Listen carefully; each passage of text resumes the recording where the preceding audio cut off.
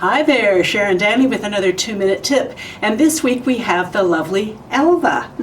She's going to be getting a brow makeover, and this will be a good learning video for her in the future to refer to, but also for all you gals who have the same kinds of problems. Okay, Elva has a brow shape that many women have. And what it is she started her curve too far in the front. Let me get just a little bit closer here for you. So her brows, her arch should be over here, not here. So what we're going to do is draw a line across here, which is going to take that from a rounded shape into a classic proper brow shape. So the other thing about my eyebrows is they're very different. The distance from here to here and here to here is different, and the shape is also different from the over-plucking that I probably did for too many years. So. She's not alone, is she, folks? No. Yeah, well, you bring up a really good point, because as we get past 21, things shift and move and fall and realign and all those sorts of things. And don't they just? Yes, I'm going through a major change right now. So it's good to have somebody else on camera. Exactly. But the thing is, oftentimes what happens as we age is our brows that were normally grew from here will start to fall back.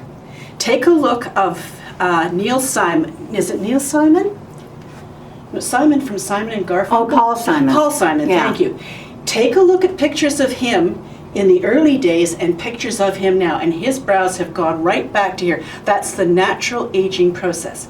So what we want to do is bring this back where we've lost it, and we want to just simply line it up with the tear duct of our eye. That's a pretty good gauge. So if you do that on both sides, sometimes you will have to add more to one side than you will to the other. Right. And the whole thing is standing back and taking a look at how can you bring them, instead of distant cousins, make them more like sisters. Siblings. Siblings even, yes. The other thing that Elva has is they're sitting a little bit too low here on both sides, and especially on this side. So I'm going to remove a row or two from the bottom of the front. So that because when she takes her line from down here up over, it's a little bit too heavy. So I'm just going to trim out a couple of rows. And we'll start with this one.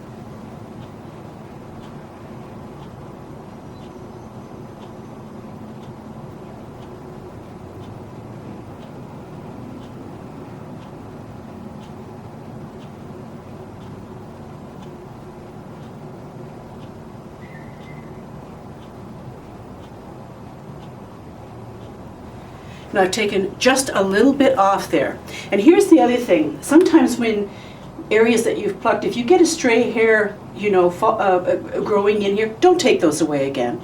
Just let them be. If they're within the guidelines, you have a guideline going straight across at the top here, but on an angle, and a guideline at the bottom. Anything in between those guidelines, leave it, and you will fill in. Anything on the top part of the guideline on the top, or underneath the guideline on the bottom, needs to be removed. And here's an example of guidelines. Simply take a selfie and draw with a little marker lines that would reasonably represent a good shaped brow for yourself. Then take away everything above the top and below the bottom and fill in only the bare skin that's between the two guidelines. And to make the job real easy, you've heard me speak of these face razors before. Not only are they good for the brows, but they're also good for the chinny chin chin, the moustache, the whatever. You don't need to soap anything up, you just done, finished, gone. So I'm going to do this with Elva's, just around the outside where there's a little bit of what we call peach fuzz.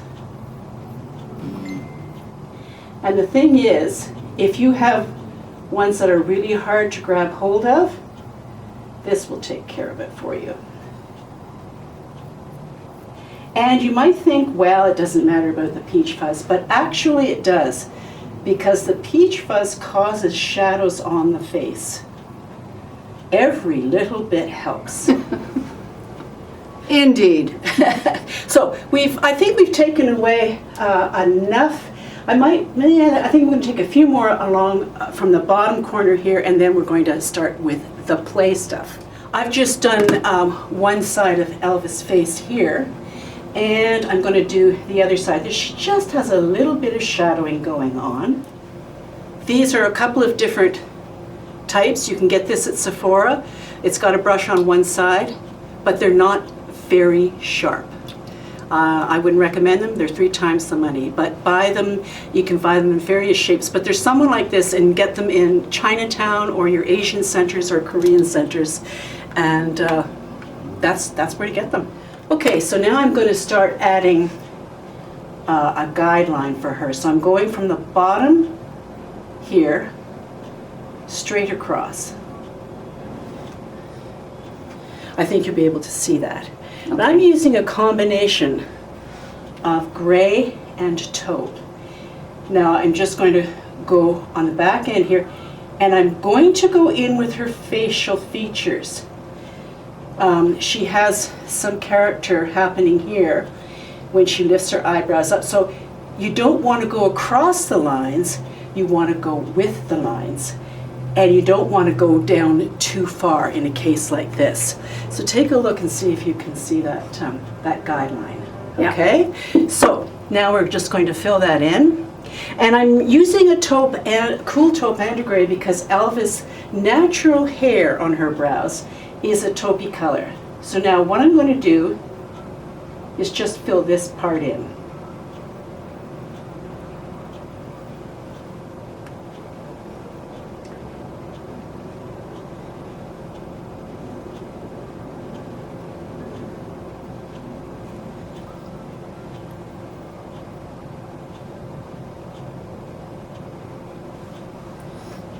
Now, when we pull back a little bit, You can see the difference. you can see the difference, but it's not overly weighted. Right. And I haven't added any place else except 2 strokes in here where there was a little bit of a spacing, but just under here and the slight line at the outside. Well, I was just saying that it reminds me a little bit of Audrey Hepburn brows, where it's sort of under the brow going across to the arch, like filling in that a little bit of a block there. Right. Yeah. Now, if you had never plucked your brows, Yeah. that's the way they would be. That's the way they would have grown. Okay. Exactly. Yeah. No, it's true. Yeah. But what's interesting is her brow looks darker, but all I've done is added in here, and then later, after we got the line in and basically filled in, I went in with some gray and did just a couple of, like, with the point of the flat-edged angled brush, just a couple of strokes up like this with the gray, just so you don't see the guide line. It looks more natural. Right. Now, when we pull back here, you can see that that's properly weighted for her face and her hair and her eyes. It's not over the top. And I didn't add anything else, just the guideline. That was all that was necessary. So there's no need to have to fill in and cover your whole brow. Right. So now we'll fix her up with the second side. Now, what I've done with Elvis' other eye is I had to take a little bit more out of here. And when I got this right across the way I liked it, then I had to come back over on this side and add just a couple of strokes to the top of her arch, so that they were, close sisters. And let's go the other way. Let's pull back and see. Now again, if you look at the overall look, that's weighted properly. And you know what? While I've got this little brush in my hand, going into that same taupe and gray, close your eyes for me, I'm going to just add a little bit of weight to the outside part of her eye here, along the lash line.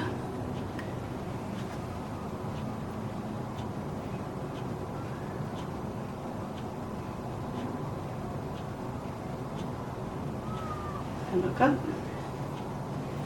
just a tad underneath. Oh, look up.